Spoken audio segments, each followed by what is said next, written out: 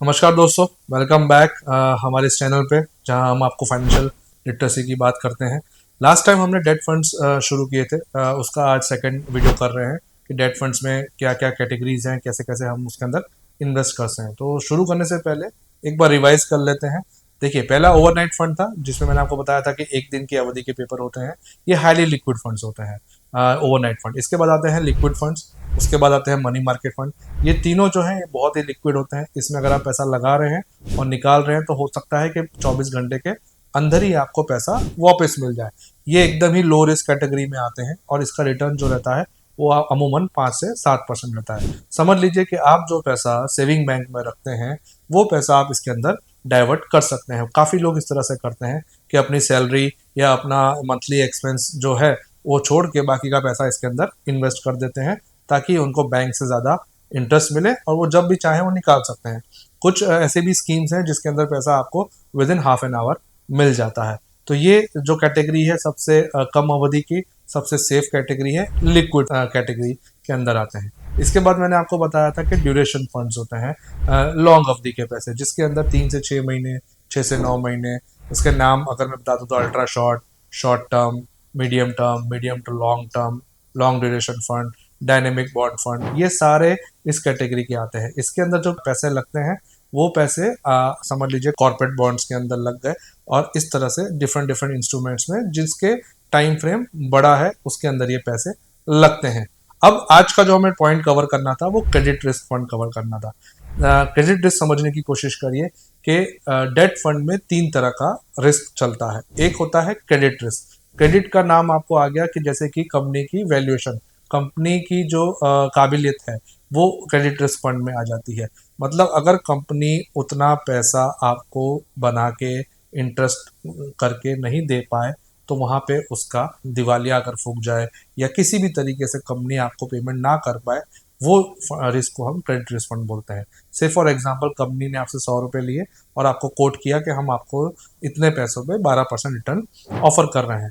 अब अगर कुछ ऐसी प्रॉब्लम आई, कंपनी आपको कैपिटल दे पा रही है बट इंटरेस्ट नहीं दे पा रही है, तो वो आपके क्रेडिट रिस्क कैटेगरी में आ जाता है। कंपनी बोलेगी कि हम इस लायक नहीं है कि हम आपको इंटरेस्ट दे पाएंगे। ये डेट फंड में हो सकता है। कितनी बार ऐसी स्कीम्स हैं जिसके अंदर कैपिटल भी नहीं आया और आपको रिटर्न इंटरेस्ट भी नहीं आया, कंपनी डिफॉल्ट कर गई। तो ये भी रिस्क इसके अंदर रहता है। लिक्विडिटी रिस्क, लिक्विडिटी रिस्क मतलब डिफरमेंट ऑफ पेमेंट। आज आपका पैसा ड्यू था या आज आपको पैसे की जरूरत है, आपको पैसा नहीं मिल रहा क्योंकि कंपनी ने स्कीम लॉक कर दी। कोविड के दौरान फ्रैंकलिन इंडिया के फंड्स में ये चीज़ हुई थी, चाहे वो अल्ट्रा शॉर्ट हो, चाहे वो Franklin India credit risk fund हो। ऐसे 6 फंड्स थे जिसके अंदर कंपनी ने विड्रॉल्स पे बंदिश डाल दी थी, यानी आपको पेमेंट नहीं मिलेगा। कंपनी को जैसे जैसे पेमेंट्स आएंगी वैसे वैसे वो पैसे लौटा रहे थे। तो उसमें क्या हुआ कि जो आपके जो फंड्स थे वो लॉक हो गए।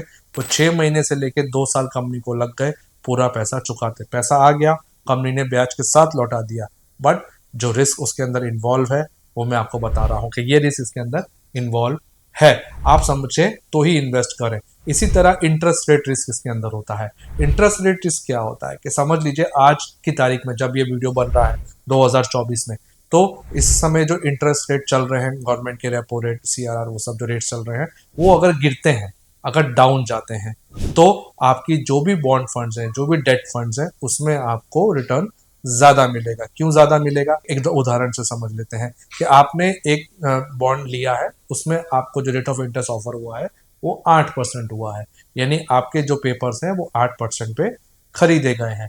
अब जब क्योंकि इंटरेस्ट रेट नीचे गिरा है, सरकार ने नीचे इंटरेस्ट रेट किया है रिवाइज करके, तो अब जो नए पेपर बन रहे हैं या नए पेपर जो मार्केट से नया पैसा उठाया जा रहा है वो बहुत ऑब्वियस है कम रेट ऑफ इंटरेस्ट पे उठाया जाएगा। मान लीजिए 7.5% या 7% पे उठाया गया है। तो जो नए इन्वेस्टर्स हैं उनको अपने पैसों पे सिर्फ 7% ब्याज मिल रहा है, जबकि आपको कितने में मिल रहा है, 8% में मिल रहा है। तो आपको ऐसे इन्वेस्टर मिलेंगे जो आपको आपके पेपर खरीदने पे प्रीमियम देंगे, यानी 8% से ज्यादा कोट करेंगे कि आप आपके पेपर्स हमें 8.5-9% पे दे दीजिए। क्यों, क्योंकि उनको आने वाले 5 साल तक 8% पे इंटरेस्ट मिलता रहेगा। तो ये हम बोलते हैं इंटरेस्ट रेट रिस्क। यहाँ पे आपको फायदा हुआ है, क्यों, इंटरेस्ट रेट नीचे आए हैं। इसी तरह अगर इंटरेस्ट रेट ऊपर जाते हैं, मान लेते हैं इन्फ्लेशन बहुत बढ़ गया, गवर्नमेंट ऑफ इंडिया ने इन्फ्लेशन कट करने के लिए, लिक्विडिटी रोकने के लिए मार्केट के अंदर इंटरेस्ट रेट बढ़ा दिए, तो उससे क्या होगा कि आपके जो पेपर 8% पे थे अब वो सस्ते हो जाएंगे। क्यों? क्योंकि नए पेपर जो इशू हो रहे हैं वो शायद 8.5, 9 या 10% पे मार्केट में मिल रहे हैं, तो आपके 8% के पेपर्स कोई नहीं खरीदेगा, यानी आपको वो बेचना मुश्किल हो जाएगा, वो डिस्काउंट पे बिकने शुरू हो जाएंगे, यानी 7% पे, 7.5% पे या 6.5% पे, तो वो इंटरेस्ट रेट रिस्क हो गया। तो आपके जो नए पेपर्स मिल रहे हैं वो 10% पे हैं, आपके पास 8% वाला पेपर है, तो उसकी प्रॉपरली वैल्यू नहीं रही। तो ये 3-4 तरह के जो रिस्क हैं ये क्रेडिट रिस्क में आए जाते हैं। इसके जो फंड्स हैं वो फंड्स के नाम अगर मैं आपको बताऊं तो आप देख सकते हैं स्क्रीन पे कि आपको कॉर्पोरेट बॉन्ड फंड मिल रहे हैं, क्रेडिट रिस्क फंड मिल रहे हैं, बैंकिंग एंड पीएसयू फंड मिल रहे हैं, गिल्ड फंड मिल रहे हैं, gilt fund with 10 years constant duration मिल रहे हैं, और फ्लोटर फंड मिल रहे हैं। आप समझिए कि इन दो सब में डिफरेंस क्या है।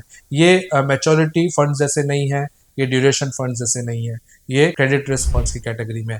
अब जो आप पहला देखेंगे कि corporate bond fund, corporate bond fund जो है उसमें क्लियरली लिखा है कि 80% should be invested in highest corporate bond fund.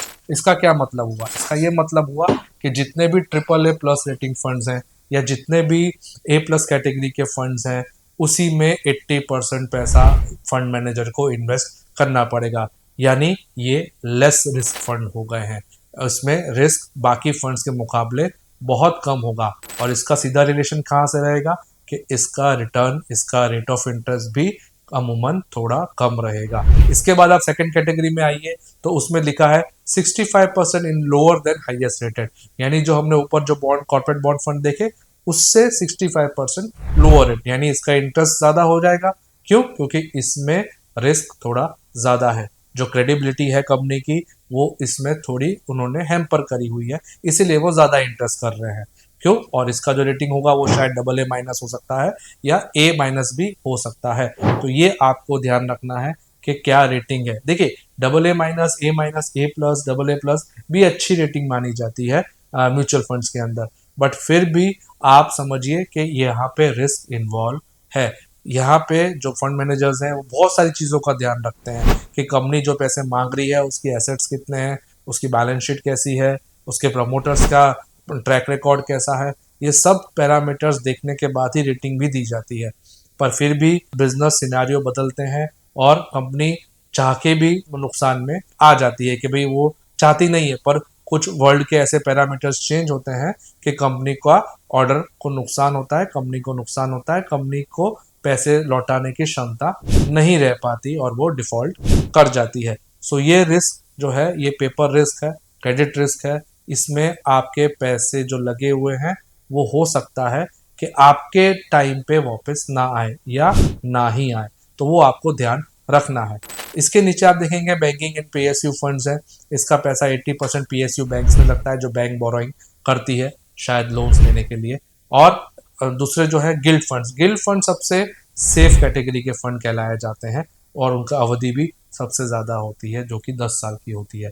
Guild funds government में ही इन्वेस्ट करते हैं इसलिए वो सेफ हैं। इसका पैसा जो है वो 10 साल के रहता है, पर इसके अंदर क्या रिस्क रहता है? इसके अंदर रहता है इंटरेस्ट रिस्क। क्यों रहता है? क्योंकि 10 साल में इंटरेस्ट रिवीजन बहुत बार हो चुका होता है, और अगर इंटरेस्ट बढ़ गया तो गिल्ड फंड के रिटर्न्स काफ़ी नीचे आ जाते हैं।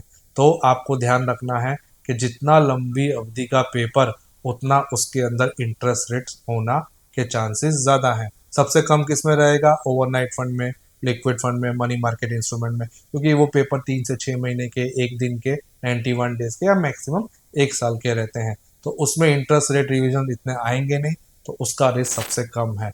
इसीलिए उसमें आपको 5 to 7% मिलने के चांसेस बहुत ज़्यादा है। ये फंड सेविंग फंड के अगेंस्ट में है। एफडी के अगेंस्ट में कौन से फंड है? मैक्यूलर ड्यूरेशन फंड जो है वो एफडी के अगेंस्ट में है। बट एफडी में अगर आपको पता है कि 2 साल में एफडी मैच्योर हो जाएगी, यहाँ अगर एवरेज ड्यूरेशन 2 साल है तो 90% चांसेस है कि आपको 2 साल में आपको अच्छा रिटर्न मिल जाए, बट हो सकता है कि आपको थोड़ा और इंतजार करके 2.5 से 3 साल भी वेट करनी पड़े। एफडी से ज़्यादा रिटर्न रहता है। इसका जो YTM है वो एफडी से 1-2% ऊपर ही रहते हैं, बट विद रिस्क इन्वॉल्व। तो दोस्तों डेट फंड मुझे लगता है मैंने पूरा कवर कर लिया है, आपको भी काफ़ी हद तक ये चीज़ समझ में आ गई होगी। डेट फंड को ध्यान से इन्वेस्ट करिएगा, जस्ट उसका रिटर्न, उसका इंटरेस्ट, उसका पास परफॉर्मेंस देख के मत इन्वेस्ट करिएगा। उम्मीद करता हूँ आपको मेरी वीडियो पसंद आ रही है और आप लोगों को शेयर भी कर रहे हैं, तो फिर से रिक्वेस्ट करूँगा इसको लाइक करें, शेयर करें और सब्सक्राइब करें। जुड़े रहिएगा हमारे साथ। Thank you very much.